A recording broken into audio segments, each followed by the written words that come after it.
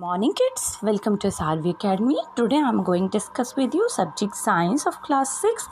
This is our third chapter and this is our part second of this chapter. Okay, so in our first video we have already discussed about that what do you understand by the fiber to fabric. Fiber means a raw material and fabric means a material that is made up by the fiber. Okay, and then we have already discussed about the variety of fibers. हम discuss कर चुके थे how many varieties are present in fibers. Then I have also told you about the two. There are two fibers are present. One is natural fibers and another one is synthetic fibers. So natural fibers we can get through the plants and the animals, and the synthetic we just made by using the chemical substances in lab.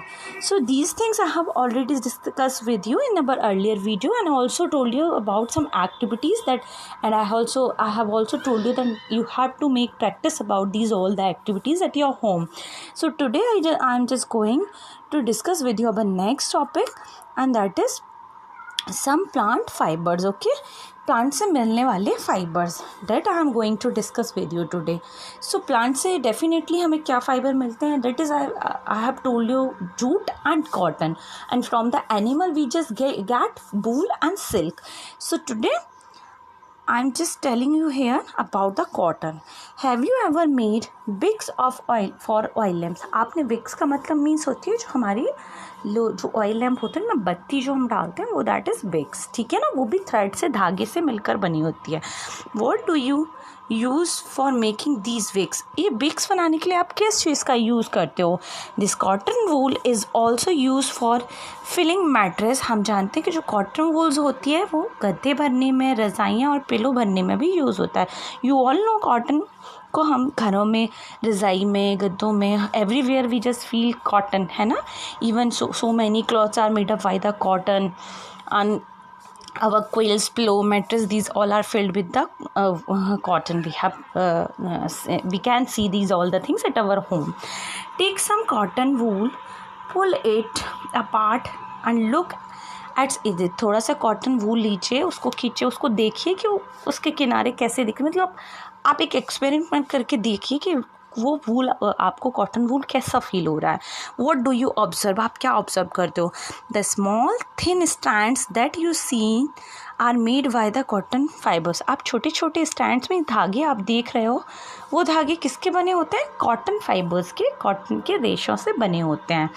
Where does the cotton wool come from? ये cotton actually आती कहाँ से है?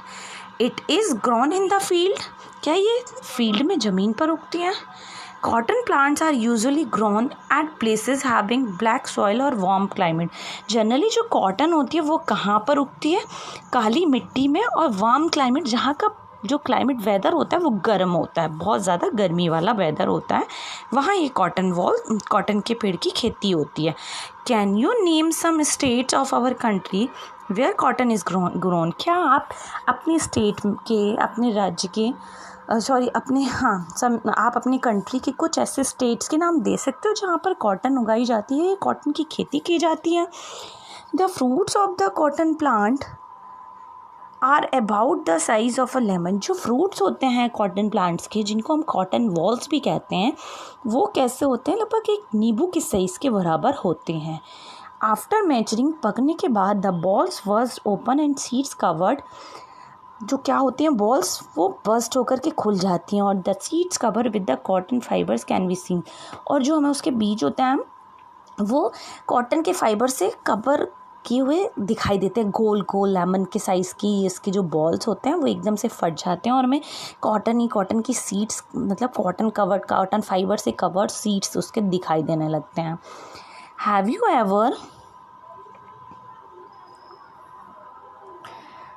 you ever seen cotton fields that is ready for picking? आपने कभी cotton के field देखे हैं जिनको हम तोड़ने के लिए तैयार हो चुके हैं, जो पक चुके हैं?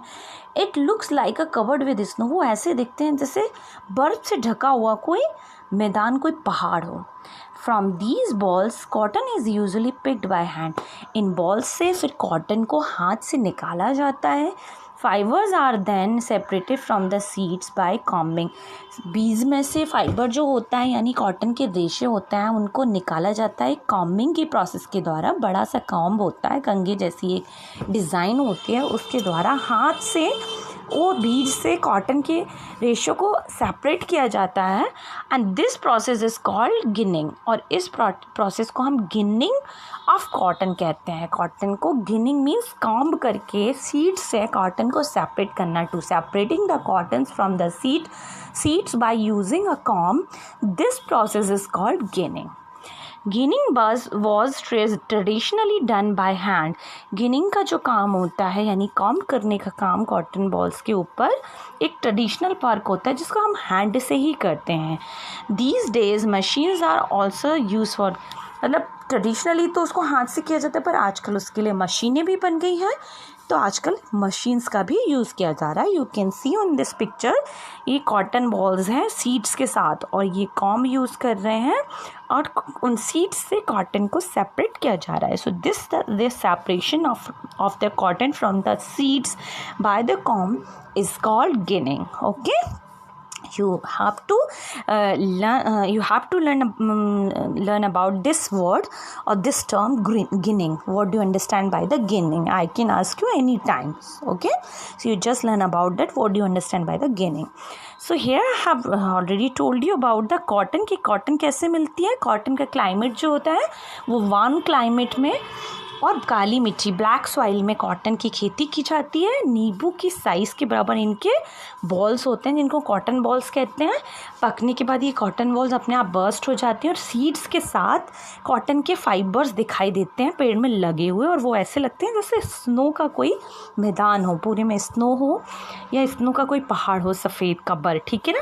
और फिर इन कॉटन बॉल्स को एक ट्रेडिशनल मेथड जिसे हम गिनिंग कहते हैं मीन्स कॉम्ब से सीड्स को सेपरेट करके कॉटन के फाइबर्स को अलग कर लिया जाता है और इस तरीके से हमको कॉटन के फाइबर्स मिल जाते हैं। Now our next topic and that is jute. अब हमारा नेक्स्ट टॉपिक आता है और वो है jute. Okay, jute fibre is obtain from the stem of the jute plant. Jute fibre हमें स्टेम से मिलता है, जूट प्लांट के स्टेम से, तने से। It is cultivated during the rainy season. Rainy season के समय इसकी खेती होती है। In India jute is mainly grown in West Bengal, Bihar and Assam. Generally India में कहाँ होती है इसकी खेती? वेस्ट बंगाल में, बिहार में and Assam. The jute plant is normally harvested when it is at flowering stage. इसको हार्वेस्ट किया जाता है खेत, मतलब means harvesting. I just tell you about harvesting when it is flowering. जब ये पकने पर होता है, इसमें फूल निकलने लगते हैं ना, तब जूट को सेपरेट किया जाता है फ्रॉम द स्टेम, हार्वेस्ट किया जाता है।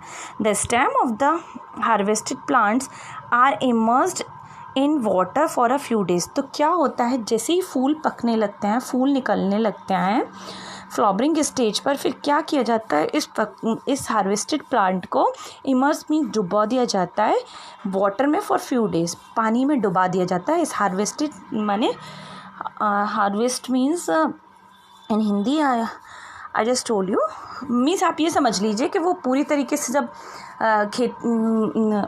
मतलब उससे जूट निकालने लायक हो जाता है, उसमें फ्लावर निकलने लगते हैं और उसके स्टेम से हम जूट गेन कर सकते हैं। तो जैसे ही वो अपनी फ्लावरिंग के स्टेज पे आता है, उसमें फूल निकलने लगते हैं, तो वो हार्वेस्ट करने लायक मीन्स उसमें से जूट निकालने, सेपरेट करने के लिए हो जाता है वो पौधा।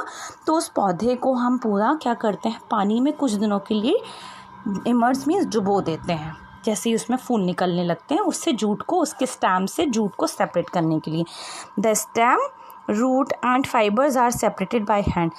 जो फाइबर होते हैं, जो उसको सेपरेटेड बाय हैंड मीन्स जो जूट होती है वो इस पौधे के स्टेम से, और उसके फाइबर्स को पौधे के स्टेम से कैसे हम बाय हैंड के द्वारा सेपरेट कर लेते हैं, ठीक है। टू मेक फाइबर्स को, फैब्रिक्स को बनाने के लिए। All these fibers are first converted into yarns.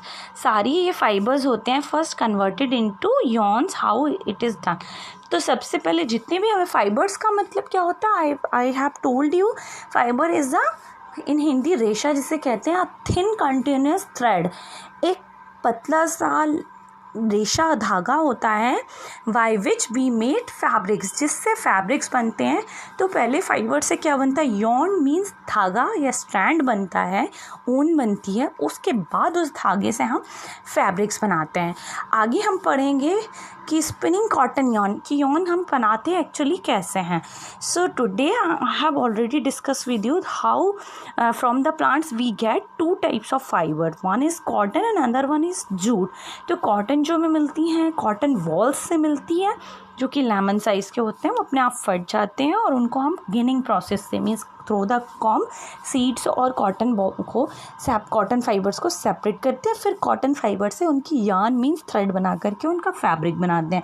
तो फर्स्ट तो हमारी कॉटन होती है, another one is jute. Jute हमें कहाँ मिलता है, जूट के प्लांट के स्टैम से जूट के फाइबर्स मिलते हैं।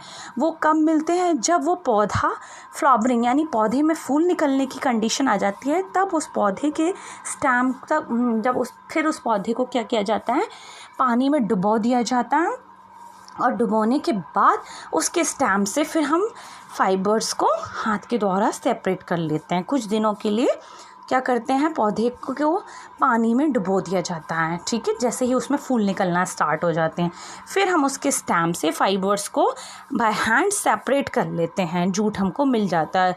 तो जनरली जो जूट के पौधे होते हैं वो हमें किन जगहों पर मिलते हैं, वेस्ट बंगाल, बिहार और असम, क्योंकि ये रेनी सीज़न की में सबसे ज़्यादा कल्टीवेट होते हैं। सबसे ज़्यादा इनकी फसल जो होती है रेनी सीज़न के टाइम होती है, और जो हार्वेस्ट हो जाते हैं मीन्स पक जाते हैं। तो वो कब पकते हैं, पकने के बाद हम इनका जैसे ही फ्लावर इनमें होना स्टार्ट करते हैं, तो बस इनके पौधे को पानी में डिप कर दिया जाता है कुछ दिनों के लिए, और फिर इसके स्टैम से हम फाइबर्स को बाय हैंड निकाल लेते हैं। Okay, so today I have discussed with you about the cotton and jute means the plant fibers, and in our next video we will discuss the another thing with you. Read this chapter carefully. If you have any doubt, then you can ask me. Like the video, subscribe the channel. Thank you and have a nice